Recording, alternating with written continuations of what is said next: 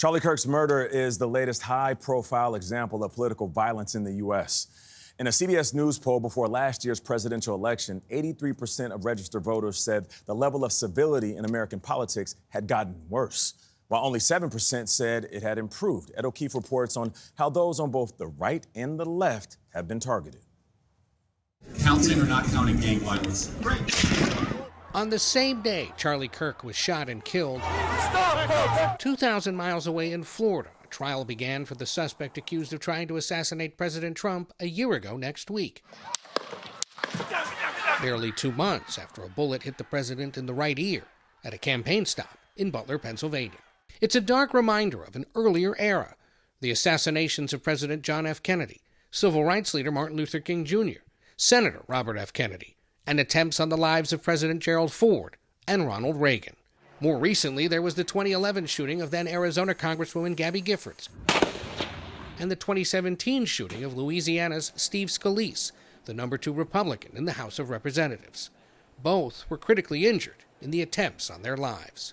In April, the residence of Pennsylvania Governor Josh Shapiro was set on fire. No one was injured. And in June, former Minnesota House Speaker Melissa Hortman and her husband were shot and killed in their home. Federal judges and their families have also found themselves the targets of violence. Supreme Court Justice Amy Coney Barrett recently told CBS News' Norah O'Donnell she was forced to explain her bulletproof vest to her son. One of my boys saw it and said, "Wow, is that what I think it is? That is so cool. Can I try it on?" Thinking this is a parenting moment that I wasn't quite prepared for.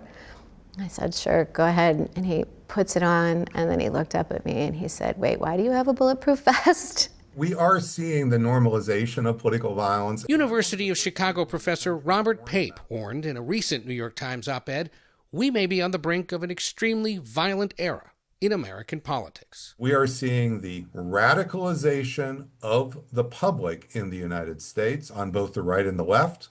That is going side by side with the rising surge of political violence on both the right and the left. And now we're reaching yet a new threshold. As the latest tragic death once again raises the question, what can be done to stop it? For CBS Mornings, I'm Ed O'Keefe in Washington. And now we all have a role to play in proving the professor wrong there, that this will not be a violent era in American politics, and we can find a way to talk to one another and make this country we all love a little bit better.